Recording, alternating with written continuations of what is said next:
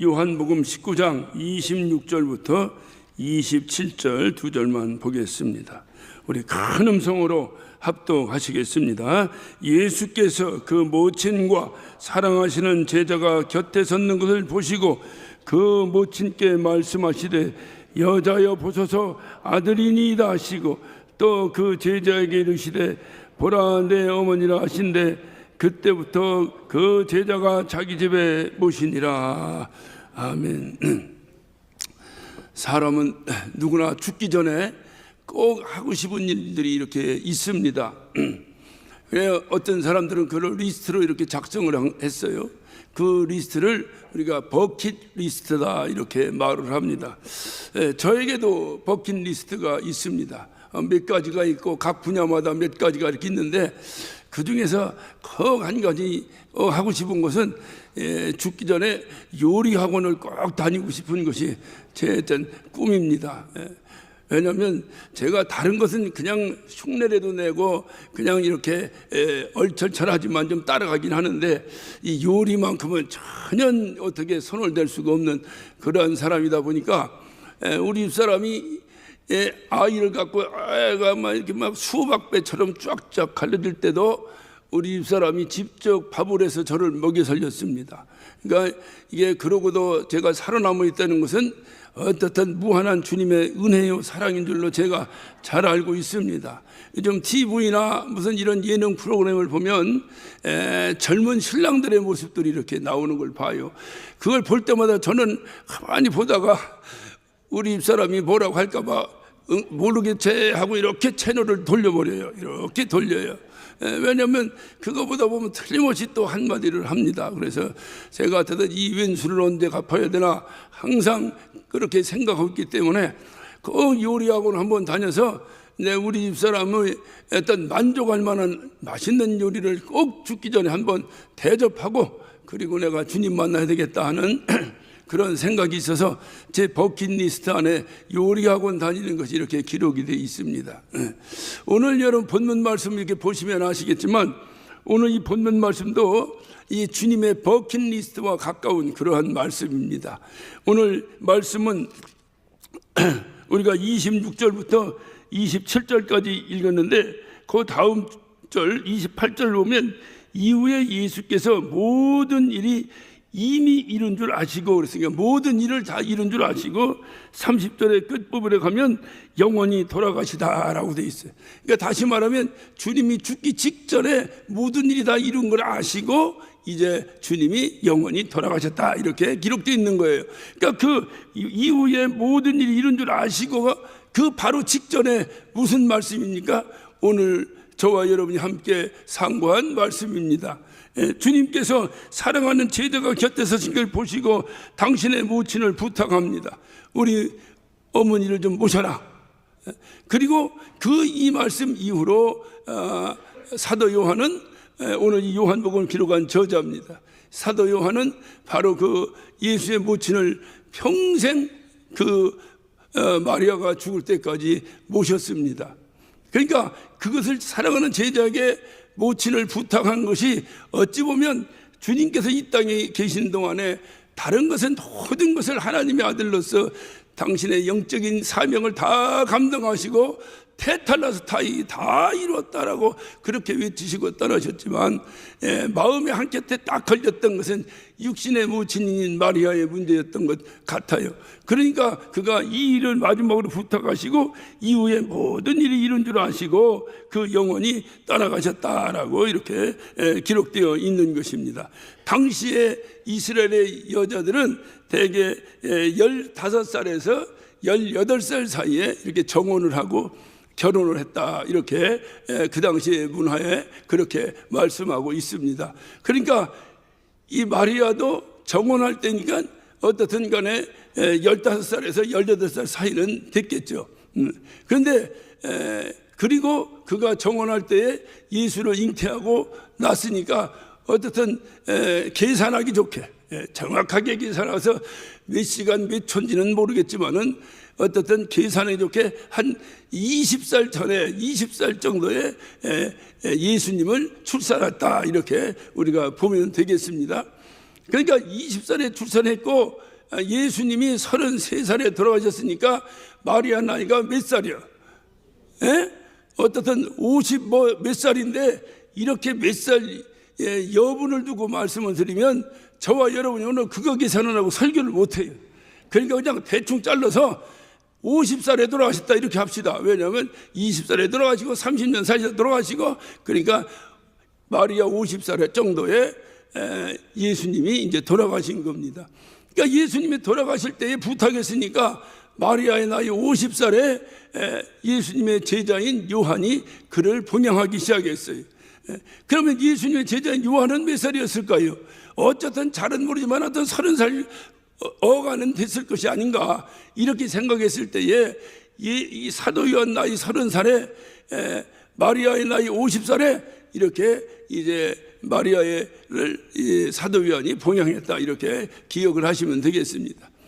그리고 전승에 의하면, 기록에 의하면 이 마리아가 90살까지 사셨다 그래요. 90살까지.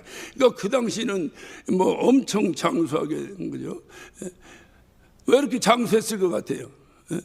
뭔가 설교를 하려면 합리적 유추가 돼야 되는데 이 얼마나 잘 모셨으면 90살까지 이렇게 장수하셨겠어요. 성심성의껏 얼마나 열심히 잘 모셨겠어요. 그래서 마리아가 90살 정도에 이제 죽었다 이렇게 기록되어 있습니다. 그러니까 다시 잘 기억하세요. 오늘 이제 산수 실력이 좀 있어야 돼요. 50살부터 사도 요한이 모셨고 90살에 돌아가셨으니까 몇 년을 모신 거예요? 40년을 모신 거예요. 근데 51살에 모시고 92살을 잃어버리면 계산이 복잡해지는 거예요. 그러니까 50살에 돌아가시고 50살에 모시기 시작해서 90에 돌아가셨으니까 약 40년을 모신 것입니다. 그러면 사도 요한은 몇 살까지 모신 거예요? 30살부터 모셨으니까 몇 살까지 모신 거예요? 70살까지 모신 거예요. 어떻게 보면 인생을 다 스승 어머니 모시느라고 인생을 버려버린 사람입니다. 이 당시에 예수님의 제자들이 사도 요한 외에도 많이 있었습니다. 그 모든 예수님의 제자들이 마가의 다락방에 성령이 임하신 이후에 초대교회의 위대한 증인들이 됐습니다. 오늘날로 말하면 세계적인 부흥 강사가 됐습니다. 전 세계를 뒤흔드는 위대한 설교자, 위대한 사역자들이 되어 있습니다. 그런데 사도 요한은 지금 뭐 하는 겁니까? 오늘 여러분이 본문 말씀을 읽었지만은 그 26절을 한번 봅니다. 예수께서 그 모친과 사랑하시는 제자가 곁에 섰는지라 그랬어요. 요한복음은 사도 요한이 직접 자기가 기록한 것입니다. 그런데 자기가 뭐라고 기록한 거니? 사랑하시는 제자라는 거예요, 자기를. 그러니까 예수님도 그를 얼마나 사랑하셨는지 그러니까 본인도 나는 예수님의 사랑을, 가장 큰 사랑을 받은 자라는 자부심을 가지고 살았던 제자가 바로 사도 요한입니다. 스승의 사랑을 가장 많이 받았어요. 그리고 스승은 십자가 못 박혀 전 인류를 대신해서 죽으셨어요. 그리고 그에게 불같은 성령이 임했습니다. 사도 요한의 생각에는 어떤 생각이 들었을 것 같습니까? 사도 요한을 만난 적은 없지만 여러분 생각으로 바꿔서 한번 생각해 봐요. 여러분이 주님을 뜨겁게 사랑합니다. 그리고 어느 날 성령의 불같은 성령이 여러분에게 임했습니다. 여러분은 그 다음에 어떤 생각을 하시겠어요? 성령의 능력으로 잘 먹고 잘 살아야겠다, 이런 생각하시는 분 계십니까? 여러분은 어떤 생각을 하시겠어요? 내가 이제 죽도록 주님 부르시는 그 순간까지 난 주의 일을 감당하다가 주님 만나야 되겠다, 어찌하든지 최선을 다해서 주의 일을 감당하겠다, 이런 마음이 안 들겠어요? 사도 요한의 마음도 마찬가지였을 거예요. 자기 스승의 사랑을 가장 많이 받은 사람입니다. 그리고 그에게 성령으로 충만하게 성령이 임했습니다. 사도 요한의 마음이 어떤 마음이겠어요? 나가서 전 세계를 뒤흔드는 훌륭한 예수의 증인이 되겠다는 생각을 왜 안 했겠습니까? 그런데 자기보다 현찬 것 같은 제자들도 나가서 엄청난 역사를 이루고 있는데 나는 뭐냐 이 말이에요. 나는 이 뭐냐 이 말이에요. 늙은 여인을 모시느라고 자기 청춘을 다 버리고 지금 있는 겁니다. 예수의 제자도 아닌 사람이 자기도 사도라고 외치면서 지금 전 세계 유명세를 홀로 몸에 담고 살아가는 사람이 있었습니다. 바로 사도 바울입니다. 이런 사람들도 지금 전 세계를 주름잡고 다니는데, 야, 이건 뭐 하루 이틀도 아니고, 어찌 보면 사도 요한의 평생을 나이 70이 이르도록 아무 일도 하지 못하고 예수의 어머니를 모시느라고 그는 전심을 다하고 있는 거예요. 그의 마음 가운데 갈등이 왜 없었겠습니까? 그의 마음 가운데 좌절이 왜 안 왔겠습니까? 그의 마음 가운데 왜 절망이 안 왔겠습니까? 나는 도대체 뭐냐? 세상 말로 말하면 왜 이렇게 나는 팔자가 이러냐? 왜 이렇게 재수가 없냐? 아니, 나보다 훨씬 시원찮은 사람들 나가서 지금 위치기만 하면, 아니, 그렇게 무식한 베드로도 사도 요한이 베드로를 얼마나 우습게 봤겠습니까? 그런 사람도 나가서 한 번 설교하니 3,000명씩 5,000명씩 곧골아지는 역사가 그의 귀에 들리고 있는데, 사도 요한은 어떤 생각을 하고 있었겠습니까? 그럼에도 불구하고 사도 요한이 묵묵히 40여 년을 자기 나이에 일생을 바쳐서 스승의 모친을 모셨던 이유가 뭐겠어요? 이유는 한 가지입니다. 그는 예수님의 부탁입니다. 예수님이 부탁하셨기 때문에 그래요. 도대체 어떻게 나에게는 이런 부탁을 하셨는가?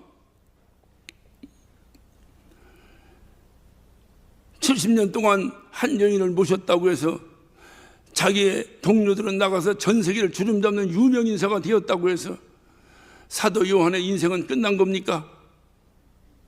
그렇지 않아요. 전 세계를 주름잡고 나가서 복음을 전한 그 자들보다 사도 요한은 70살 이후에 예수의 모친인 마리아가 이 세상을 떠난 이후에 엄청난 역사를 이뤘으니 그가 바로 기록한 성경이 요한복음이에요. 그리고 요한 1, 2, 3서예요. 그리고 요한계시록입니다. 아무도 사도 바울조차도, 그렇게 많이 배운 석학인 사도 바울조차도 기록할 수 없었던 성경을 사도 요한이 기록한 겁니다. 누가 뭐라 해도 예수에 대한 기록은 요한복음 이상 기록되어 있는 곳은 없습니다. 예수가 과연 누구인가? 사복음서 중에서 마태복음, 마가복음, 누가복음, 우리는 공관복음이라고 말합니다. 공관, 같은 관점에서 기록되어 있는 성경이다 그 말이에요. 그러나 요한복음을 따로 우리가 요한복음이라고 따로 부르는 이유가 뭐겠어요? 공관복음이 과연 담을 수 없는 예수에 대한 기록이 요한복음에 기록되어 있는 거예요. 성경은 다 귀하고 다 진리의 말씀이지만 그 중에서도 우리가 요한복음을 귀히 여기면 바로 요한복음의 내용이 그래서 그래요. 그러면 다 똑같이 예수님을 3년 동안 쫓아냈던 제자들입니다. 특별히 예수님의 사랑을 받았기 때문에 사도 요한만 예수님의 특별 과외를 받은 겁니까? 어떻게 사도 요한은 이런 글을 쓸 수 있었을까요? 어찌 보면 그의 순종의 상급으로 요한복음을 기록할 수 있었던 거예요. 그의 순종의 상급으로 요한 1, 2, 3서를 기록했던 거예요. 그의 순종의 보상으로 요한계시록, 감히 누구도 손댈 수 없는 기록을 그는 하고 있었던 것입니다. 어떻게 그가 그런 걸 기록할 수 있었을까요? 여러분 한번 생각해 보세요. 다른 사도들은 다 나가서 복음을 전한다고 정신없이 돌아다닙니다. 사도 요한은 집에서 늙어가는 이제 스승의 모친을 정성껏 수발합니다. 노인 모실 때 제일 잘하는 게 뭐겠어요? 여러분 시어머니 안 모셔봤어요? 시어머니 모시면서 제일 잘하는 효부들이 하는 일이 뭐겠어요? 늙은 시어머니 말 들어주는 거예요. 이렇게 살다가도 어느 날 전화가 옵니다. 시어머니 오신다는 전화를 받아요. 제가 누구에게 전화하니까 아유 목사님 그래 아유 이게 지금 대낮에 이게 지금 자는 거요? 하니까 아이고 목사님 오늘 저녁부터 우리 시어머니 오신대요. 그래. 그 시어머니 오시는 거하고 지금 자는 거하고 뭔 상관이니까 우리 시어머니가 오시려면 일단 잠부터 자둬야 된다는 거예요. 왜냐하면 밤새 우리 시어머니 얘기를 들어줘야 되기 때문에. 우리는 상관없어요. 우리가 듣기 싫으면 아이 어머니 그만 좀 해 하면 돼요. 며느리 되는 여러분의 입장에서 어떻게 했어요? 그 얘기 다 들어줘야 되는 거예요. 나중에는 시집살이 한 10년만 하면 어머니의 일생을 다 외워버려. 입장을 한번 바꿔 생각해 봐요. 사도 요한이 지금 늙어가는 스승의 모친을 모십니다. 이 세상에 육신을 가진 자 중에서 예수에 대한 비밀을, 예수에 대한 그 내용을 가장 실질적으로 잘 알고 있는 사람이 누구겠습니까? 마리아예요. 누가 마리아보다도 더 많이 예수에 대해서 알겠습니까? 마리조와 성령이 잉태했다고 했지 누가 그것을 알아주겠습니까? 믿음 좋은 저와 여러분이나 아멘하고 믿으니까 그렇지 누가 그 얘기를 믿겠습니까? 그러나 마리아만큼은 믿고 안 믿고가 없어요. 자기가 직접 경험한 거예요. 야 요한아, 너 예수님이 성령으로 잉태했다는 거 믿냐? 아 믿긴 믿는데 좀 껄쩍지근하긴 합니다. 믿어. 내가 증인이다. 내가 증인이야. 내가 예수를 낳은 사람이야. 어느 날 성령이 내게 잉태시켰어. 그리고 그를 내가 낳았다. 그래서 그는 하나님의 아들이다. 그래서 그가 죽어가는 그 현장에서도 나는 눈물 한 방울 흘리지 않냐고 두 눈을 똑바로 뜨고 내 아들이 십자가 못 박혀 고통받는 그 순간을 목도했다. 믿어. 내가 증인이야. 그 예수는 어릴 적부터 어떻게 살았는지 아냐? 일반 아이들과 다르게 유별났다. 그는 정말 누가 오른뺨을 따리면 왼뺨까지 돌려대더라. 그는 평생 살아가는 동안에 남에게 거짓말을 한 적이 없더라. 믿어. 내가 증인이야. 내가 그를 30년을 길렀어. 나를 믿어. 이렇게 증거하는 마리아의 증거와 여기 서서 설교하며 김익현 목사가 예수는 하나님의 아들입니다. 예수는 성령으로 잉태된 자입니다. 라고 외치는 외침과 어느 것이 더 설득력이 있겠어요? 저 의식하지 말고 대답해봐요. 괜찮아요. 어느 것이 더 설득력이 있겠어요? 이 마리아의 증언을 40년 동안을 어찌 보면 지긋지긋할 정도로 들은 자가 누구냐? 사도 요한입니다. 그랬기에 그는 그 마리아가 죽은 이후에 하나님의 뜻을 깨달은 거예요. 야, 나는 나가서 전 세계적으로 유명한 부흥 강사가 되기를 원했는데 왜 하나님은 나를 골방에 앉혀놓고 늙은 어머니를 모시라고 나한테 부탁했을까? 그것도 그분이 숨이 끊어지기 직전에 마지막 버킷리스트와 같은 부탁을 나한테 했을까? 마리아가 죽은 이후에 깨닫는 거예요.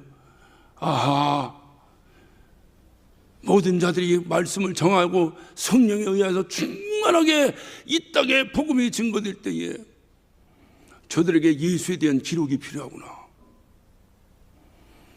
저들에게 대한 예수에 대한 기록이 필요하구나. 아, 하나님이 나에게 그 일을 시키시려고. 예수님께서 예수의 모친, 육신의 모친을 부탁한다면 부탁할 자가 또 하나가 있었어요. 그는 바로 야고보입니다. 야고보는 예수님의 육신의 혈육의 동생입니다. 마리아의 태중에서 함께 나온 자입니다. 여러분이 상식적으로 생각하면 야고보에게 부탁해야 되겠어요? 요한에게 부탁해야 되겠어요? 자기 동생 야고보에게 부탁했어야 맞아요. 그런데 왜 요한에게 부탁했을까요? 그리고 야고보는 아무런 부담감도 없이 그 부탁에 대해서 전혀 무슨 컴플레인을 하거나 전혀 무슨 뭐 하지 아니하고 그냥 말아버렸을까요? 중요합니다. 바로 예수 그리스도의 뜻이 있었기 때문에 그래요. 예수님의 모친이 모실 곳이 없어서 그런 것이 아니라 예수의 모친의 입술을 통해서 직접 증거를 듣게 할 자가 한 사람은 필요했던 거예요. 한 사람은. 그래야 그 복음이 수천 년에 이르도록 많은 사람에게 증거될 것이라고 하는 분명한 주님의 계획이 계셨던 거예요. 누구에게 부탁하겠어요? 혈육의 관계 속에서 부탁하겠어요? 아니면 자기가 가장 사랑하는 영적인 제자에게 부탁하겠어요? 누구에게 부탁하겠어요? 바로 그래서 오늘 말씀의 초반에 26절에 예수께서 그 모친과 사랑하시는 제자가 곁에 섰는 것을 보시고 예수님이 그토록 사랑했던 제자 요한에게 그 일을 부탁할 수밖에 없었던 거예요. 우리 주님의 부탁, 부담스러운 부탁입니다. 그럼에도 아무에게나 부탁하는 부탁이 아니에요. 주님이 사랑하시는 자에게. 주님은 우리의 미래를 아시겠어요? 모르시겠어요? 우리는 1분 1초를 앞을 내다볼 수 없는 존재들입니다. 오늘 제가 이 설교를 마치고 그 다음에 뭔 일이 있을지 저는 알지 못해요. 그러나 우리 주님은 아실까요? 모르실까요? 우리 주님은 우리의 1분 1초에 아니 먼 미래의 문제까지도 아니 이 땅에서 내가 주님의 부르심을 받는 그 순간까지 내가 어떤 모습으로 살다가 어떤 모습으로 주님 앞에 설 것이라는 것을 우리 주님은 잘 아실 거예요. 그러기에 잘 아신기에 아무에게나 부탁하지 아니하시고 사랑하는 제자에게 부탁한 거예요. 요한에게 부탁해야만이 저가 나를 사랑하는 저 요한이라는 제자에게 부탁해야만이 우리 어머니를 잘 모실 뿐더러 우리 어머니를 잘 모시는 목적이 뭐겠어요? 그를 통해서 40년 동안을 들어야 한 복음이 있었던 거예요. 40년 동안 전승되어야 될 복음이 있었던 거예요. 이것을 누구에게 맡기겠느냐 그 말이에요. 바로 그때 피컴 뛴 사람이 사도 요한입니다. 주님이 아무에게나 그런 부탁하시는 분이 아니에요. 마가복음 15장 21절에 보면 억지로 예수님의 십자가를 대신 짊어진 구레네 시몬이라 사람에 대한 기록이 있습니다. 밤새도록 재판받고 채찍에 맞으면서 씻어지신 예수님께서는 지치신 몸을 이끌고 그 무거운 십자가를 짊어지고 비아 돌로로사 십자가 길을 걸어가십니다. 골고다 언덕길을 걸어가십니다. 그것도 전승에 의하면 16번을 넘어지셨다. 그래서 지금도 비아 돌로로사 길에 가면 주님이 넘어진 지점마다 이렇게 동판을 붙여놓은 것을 볼 수 있습니다. 그 마지막 16번째 넘어지는 그 자리에 구레네 시몬이 구경하고 서 있었습니다. 로마 군인이 더 이상 예수께서 탈진하사 더 이상 십자가를 지고 갈 수 없을 것 같으니까 그 구레네 시몬을 불러냅니다. 그리고 대신 짊어지게 합니다. 구레네 시몬의 마음에는 어떤 마음이 있었을까요? 재수 더럽네. 왜 이 많은 사람께서 나를 부르는가? 그 무거운 십자가를. 오늘날 십자가 하니까 영광의 십자가요, 사랑의 십자가요, 희생의 십자가요, 우리 주님이 지신 구원의 십자가라고 하니까 어떤 사람은 귀걸이도, 어떤 사람은 목걸이로, 어떤 사람은 배지로 달고 다니지만 이 당시 이 십자가는 사형틀이에요.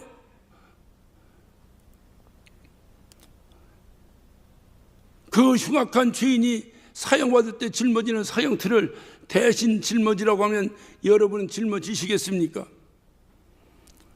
억지로 할 수 없이 로마 병정에 의해서 구레네 시몬은 그 십자가를 대신 짊어졌습니다. 그 결과 그 구레네 시몬의 가정은 엄청난 은혜의 역사가 있었으니 로마 16장 13절에 보면 우리는 그 구레네 시몬의 가정의 역사를 살펴볼 수 있습니다. 구레네 시몬의 아들 루포는 초대교회의 위대한 주의 종이 되어 엄청난 역사를 했기에 얼마나 무슨 일을 했는지 성경에 기록은 없지만 사도 바울의 기억 속에 똑똑히 남아있을 정도로 사도 바울의 동역자였던 것은 분명합니다. 그것뿐만이 아니라 그 루포의 어머니 구레네 시몬의 아내는 사도 바울은 이렇게 말합니다. 그는 나의 어머니라 라고 말합니다. 영적인 어머니라는 거예요. 다시 말하면 그 루포의 어머니 구레네 시몬의 아내의 영향 때문에 사도 바울이 그 엄청난 영적인 사람이 되었다는 겁니다. 사도 바울이 그 구레네 시몬의 아내의 그의 영적인 지도하에 오죽하면 사도 바울이 나의 영적인 어머니라고 했겠어요. 그의 기도하에 사도 바울은 초대교회의 위대한 사도가 되었던 겁니다. 그때 그 구레네 시몬의 아내인 루포의 어머니가 여러분이 한번 상상으로 생각해 보세요. 사도 바울을 얼마나 아끼고 얼마나 사랑했으면 사도 바울이 저는 나의 어머니라고 말할 수 있었을까요? 그렇게 사도 바울의 일을 돕고 그렇게 헌신적으로 동역했기에 사도 바울은 저는 나의 어머니라고 말했어요. 그때 그 루포의 어머니는 구레네 시몬의 아내는 사도 바울에게 뭐라고 계속 얘기했을까요? 너도 훌륭한 사도가 되어야 된다. 훌륭한 주의 증인이 되어야 된다. 훌륭한 주의 제자가 되어야 될 것이다. 어머니니까 영적인 아들이니 얼마나 깊이 훈계하며 그를 길러냈겠습니까? 그러면서 그 구레네 시몬의 아내가 무슨 얘기를 했을까요? 모르긴 해도 자기 인생의 가장 기억에 남는 그 사건 하나를 끊임없이 사도 바울에게 얘기했을 것입니다. 우리 신랑이 예루살렘에 유월절을 지키러 갔다가 길가에서 한 사형수가 십자가를 지고 지나가는데 궁금하게 쳐다보다가 로마 병정에게 걸려서 십자가를 대신 지었다. 그 은혜가 우리 가정에 넘쳐 내가 오늘날 이러한 그리스도인이 되었다. 그때 우리 남편은 그 무거운 십자가를 짊어지고 대신 골고다 언덕까지 올라가는 그 순간에 짜증나고 억지로 짊어지고 가는 길이니 그 길이 얼마나 고통스럽겠냐. 그럼에도 불구하고 그 로마 병정의 채찍에 두드려 맞아가면서 억지로 그 무거운 십자가를 지고 골고다 언덕까지 올라갈 때에 우리 남편의 어깨에 십자가의 상처가 깊이 패여 피가 줄줄줄 흐르는 모습을 나는 두 눈으로 봤다. 그 은혜가 있어 우리 가정이 이렇게 복을 받았다. 모르긴 해도 이 간증 앞에 사도 바울은 무너졌을 것입니다. 그리고 사도 바울은 그 후에 갈라디아 6장 17절에 이렇게 고백합니다. 누구든지 나를 괴롭게 말라. 내 몸에 예수의 흔적을 가졌노라.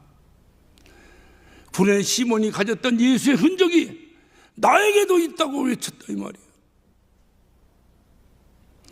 구레네 시몬은 분명히 그 당시에 재수가 나빴다고 생각했을지도 모릅니다. 왜 하필이면 나냐고 불평불만했을지 모릅니다. 그러나 그는 훗날 깨달았던 거예요. 이 십자가는 예수가 짊어져야 될 십자가를 내가 대신 짊어진 것이 아니라 내가 져야 될 십자가를 내가 짊어진 것이다.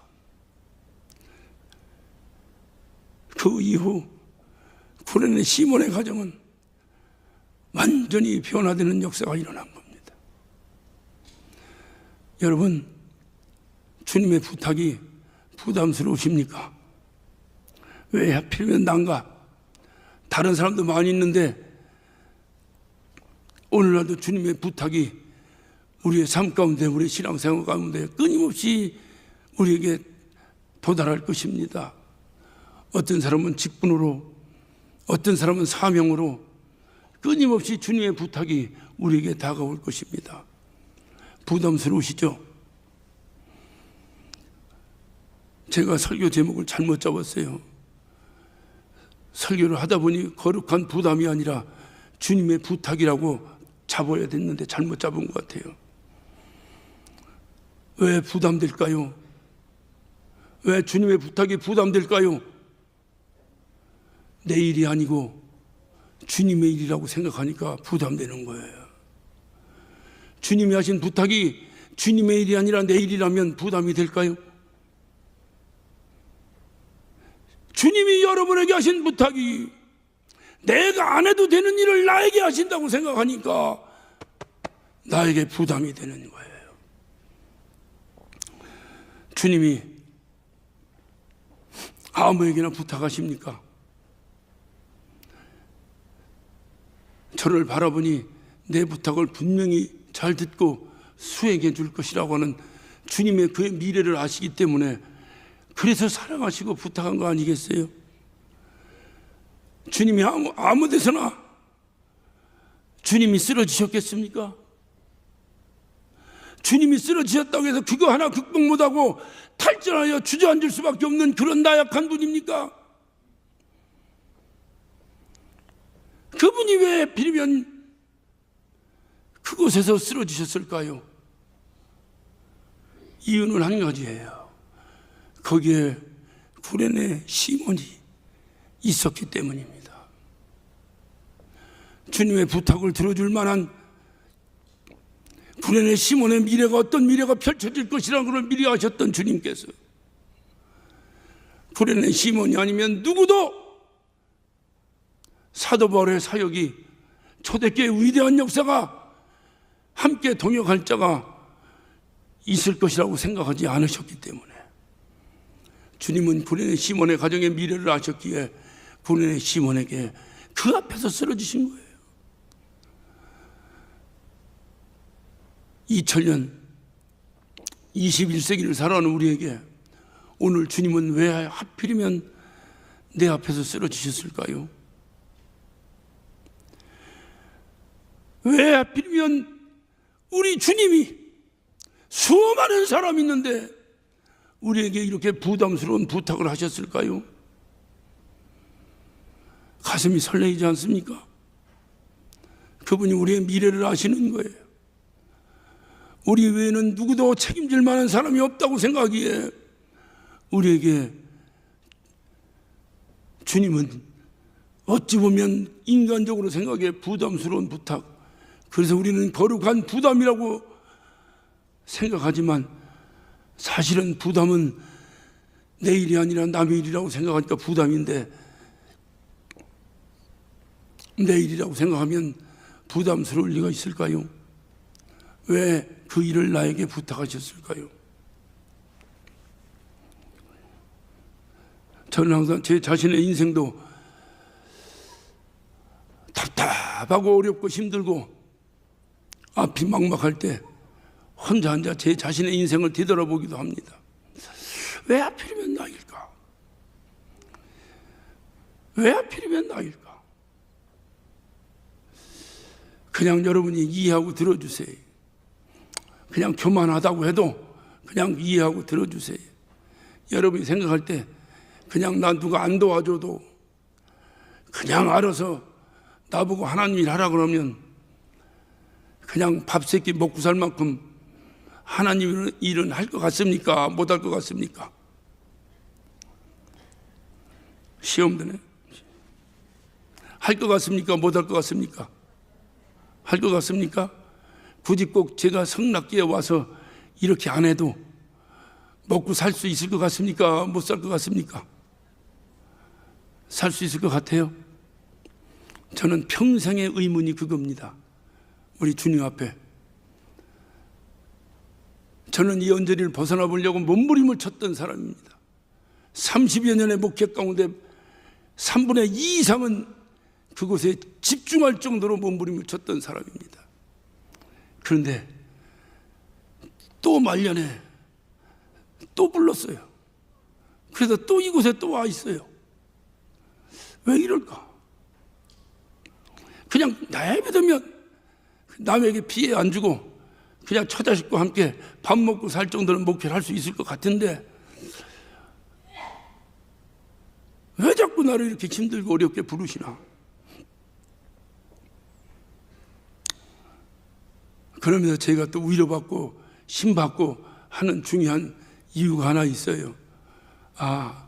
주님은 아무에게 부탁하지 않으신다. 주님은 우리의 과거를 하시고 현재를 하시고 미래를 하시는 그분이, 내 인생을 통째로 하시는 그분이 한시적으로 알아가는, 나의 인생을 한시적으로 알아가는 내가 어떻게 주님의 뜻을 다할 수 있겠는가? 주님이 부탁하셨으니 사도 요한과 같이 기쁨으로 감당하자. 나의 미래를 아시고 영원 전부터 영원 후까지를 아시는 주님께서 어린이 하셔서 부르셨을까? 왜 하필이면 주님 넘어져도 꼭 제 앞에서 넘어지십니까? 다른 사람 앞에서 넘어지고 나는 모르는 채고 지나가도 될 텐데 왜 꼭 제 앞에서 넘어지십니까?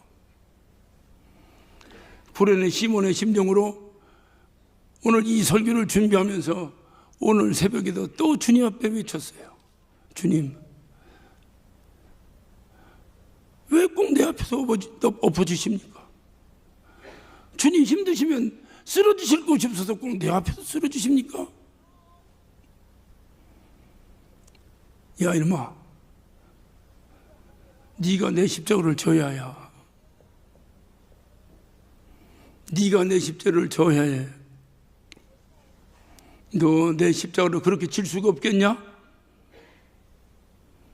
주님의 심정 앞에, 주님의 음성 앞에 또 무릎 꿇고 회개하고 오늘 이 단에 또 섰어요.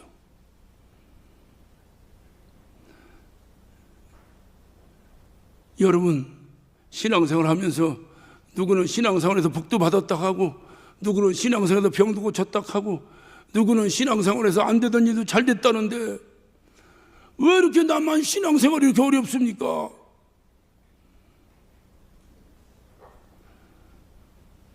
재수 나빠 그런 겁니까? 나는 씨가 잘못돼가지고 팔자가 더러워서 그렇습니까? 도대체 왜 그렇습니까? 오늘 이 말씀을 듣고 한 주간 동안 주님께 물어보세요. 주님이 여러분에게 뭐라고 대답하실까요? 나는 아무 데서나 넘어지는 자가 아니다. 나는 그렇게 아무 데서나 넙죽넙죽 넘어지는 자가 아니다. 우리를 사랑하신 주님의 은혜를 기억하고 있는 저와 여러분 앞에 주님이 나를 사랑하신다, 나는 주님의 사랑을 받은 자라고 외치는 우리 앞에 주님은 사명을 감당하라고 넘어지시는 거예요. 이켜나 이 십자가를 좀 짊어지지 않겠니? 이 음성 앞에 과연 저와 여러분은 뭐라고 대답해야 될까요? 비록 부담스러운 부탁이라도, 그저 말씀의 제목을 잘못 적었지만 그래도 말씀의 제목대로 거룩한 부담이라고 생각하더라도, 내 일이 아니고 주님의 일이라고 생각해서라도 주님의 부탁 순종하고 주님을 사랑한다는 증거로 주님의 부탁 잘 순종해서 우리 주님 만나는 그날 잘했다, 착하고 충성된 종아, 주님 칭찬 듣는 저와 여러분 되시기를 예수 이름으로 축원합니다. 기도하십시다.